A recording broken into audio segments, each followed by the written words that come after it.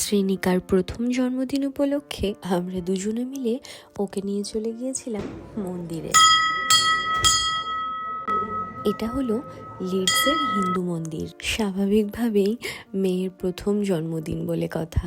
জীবনের এত সুন্দর একটা দিনে ভগবানের কাছে এসে একটুখানি পুজো দিলে মনে অনেকখানি শান্তি পাওয়া যায়। তাই তো শরতের অফিস শেষে আমরা দুজনে মেয়েকে নিয়ে এসে এই মন্দিরে পুজো দিলাম। শ্রেণিকার যেমন এটা প্রথম জন্মদিন, ঠিক সেরকমই মা বাবা হিসেবেও আমাদের ছিল এটা প্রথম জন্মদিন। তাই ঠাকুরের কাছে পুজো দিয়ে সব ভালোটুকু চেয়ে নিয়েছি।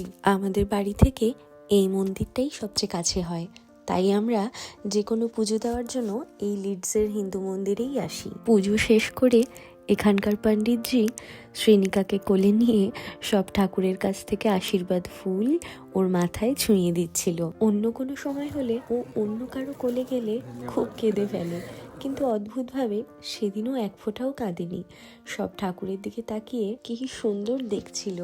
খুব সুন্দর করে মন ভরে পুজো দিলাম জানেন। আর আমরা যেহেতু বিকেলবেলা গিয়েছিলাম, তাই পুজো শেষে এখানে শুরু হয়েছিল সন্ধ্যার আরতি।